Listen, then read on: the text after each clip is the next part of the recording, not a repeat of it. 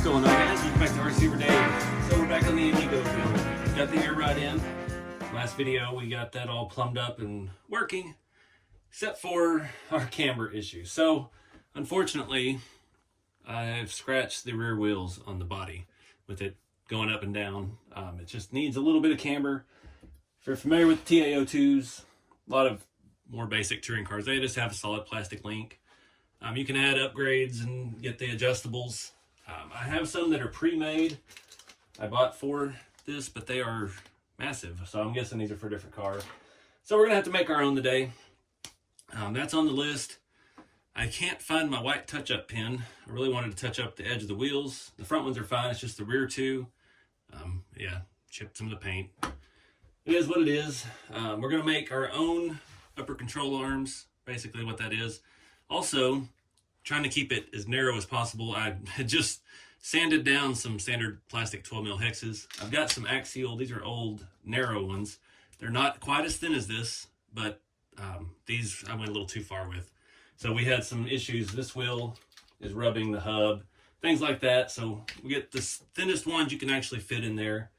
And I found these on eBay. I put them on something else the other day. I don't remember what. But I bought them for this and I used them on something else. I had to buy some more. So we're going to do that. Get the camber.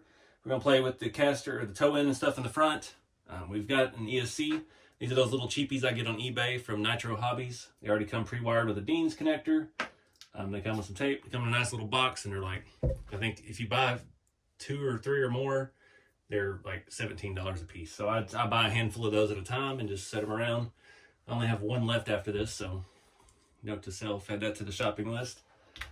And hopefully I can find a receiver. We can get this to work on one of my radios and maybe get this thing running in this video. So see what we got. We put a motor in it last time. We got a servo in it last time. So all we really need is an ESC and a receiver, and we should be good to go. We put the gears in that were missing that I'd robbed out of there. Apparently one of the cars I restored had speed tuned gears. And yeah, I didn't have a pinion gear or a spur gear or pinion gear. I didn't have a pinion gear that would work with that. So yeah, I robbed this one out of here, and then I went to put a motor in this, and the same situation. So I had to swap in another non-speed tuned gear set. Luckily I have bags of those old Tamiya stuff sitting around, so it was not a big deal. So yeah, got some M3 grub screws here. We're just gonna make them the length we need. And I've got my spacer kits. These are all my M3 aluminum spacers I get from Team K&K now. I build so much stuff with these. I've got some of this stuff here. These are M3 rods that I get on Amazon. These are actually used for like computer boards to keep things off of other silicone boards and things like that. Lots of variety of links at a lot cheaper price than buying upgraded links for a rock crawler. So everything has another purpose apparently in real life. So I think that's it. We've got a few little things we might mix in over here, but let's get started. All right, guys, running into a lot of problems. Starters, the way this works on the, you see this, how offset this factory upper link is. The angles, there's no way to get this to bend back far enough to reach where it needs to reach.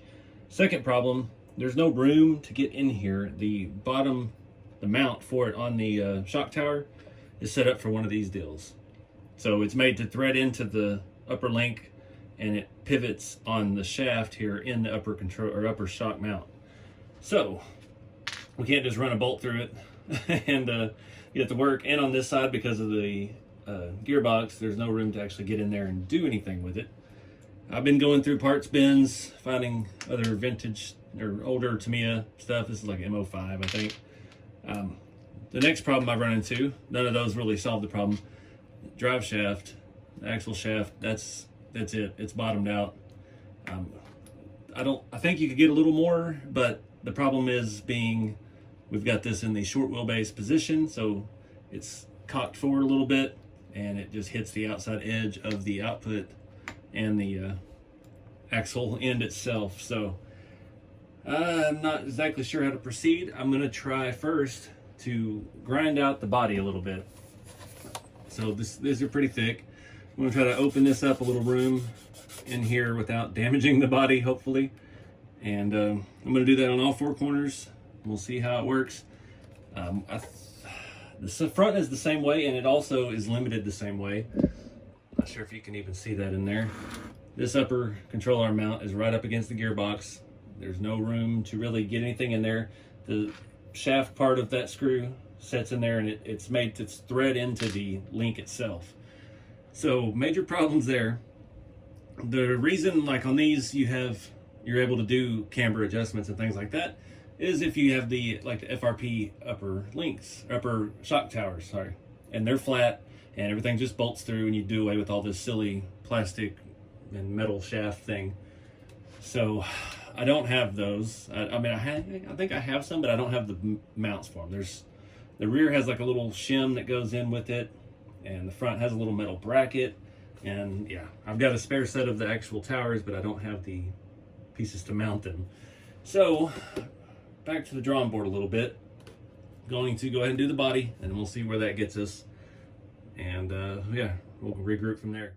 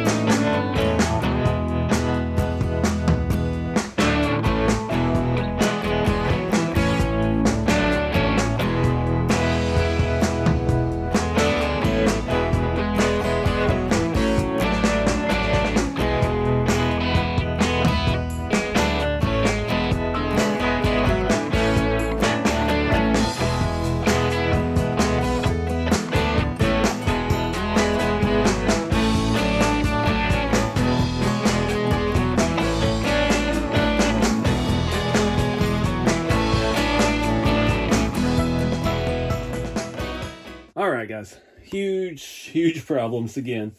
Playing a dangerous game here. So I've been following on the Tamiya Time series that I was doing there for a while. I bought a lot of parts from a guy and a project from a guy on eBay.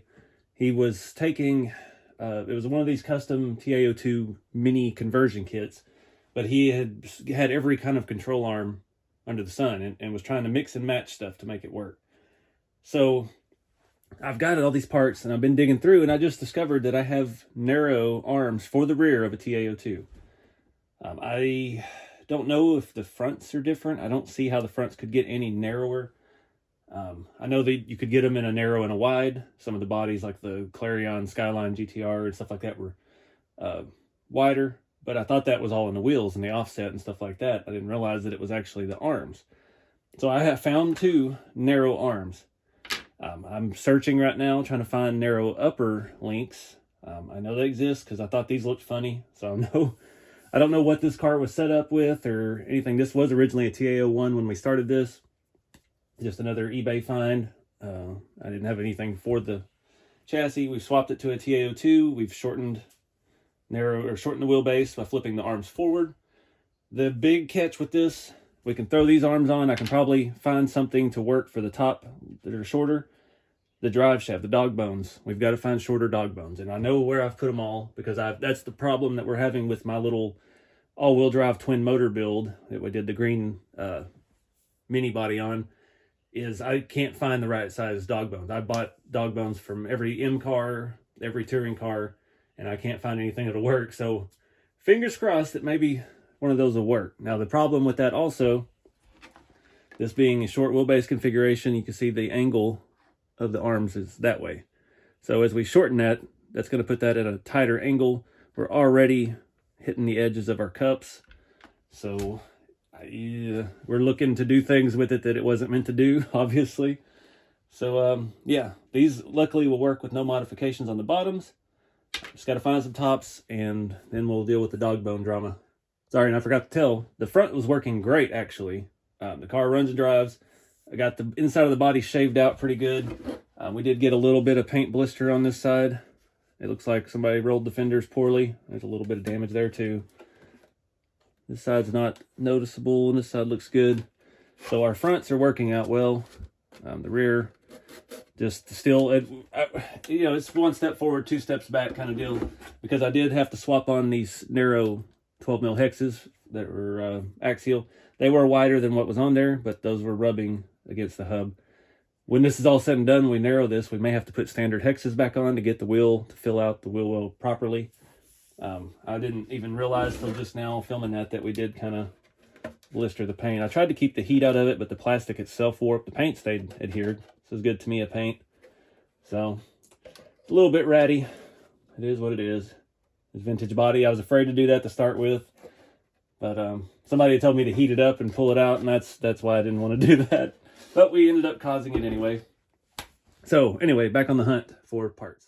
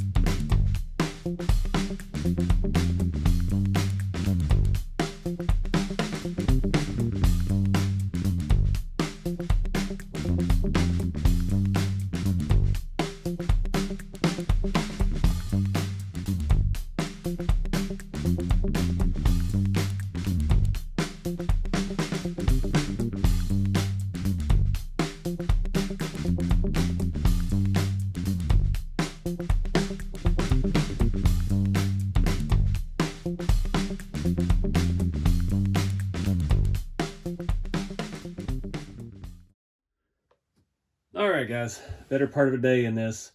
So it narrowed the rear too much. I put some standard 12mm hexes on. We still have a lot of room to work with back there. We're just restrained by the touring car chassis at this point. The rear is working great. Fortunately, we're not getting quite as much lift since we've shortened the arms and changed the angles of the shocks. And now we have too much room for the tires to tuck. It looks good except for the front. The front is still not fitting. And I don't know what to do. So if we narrow the front end, if we find different arms, if there's even any that will work, I'm thinking like some M chassis arms, there's absolutely no way to keep it four-wheel drive. So that's kind of where we're at right now. I'm thinking it's going to have to be rear-wheel drive only, and we'll remove the front dog bones and start looking at narrowing the front end. So yeah, so I think that's going to wrap it up for this video. I don't want to make the videos too long, but yeah, we definitely got to address the front. I'm not sure if you can really see how narrow it is in the back now. Top of tire to top of tire, and that is 6 3/4, and here we are 7 1/4, so we're a 1/2 inch narrower. We really need another 1/4 inch of width, but we're out of wheel studs. The nuts on the wheels are already not in the nylon, so it's going to create problems. But if we do this to the front and we can get the front in a little bit more, then we'll be able to, I think we can lower the body, so we can change our mounts up here and get it to actually lay rocker like we had originally intended. But that's for another video. So I appreciate you guys watching. Get out there and do something fun with the hobby, air ride or otherwise. Just have fun and keep it scale. See y'all next time. That side's a little stiff. There we go.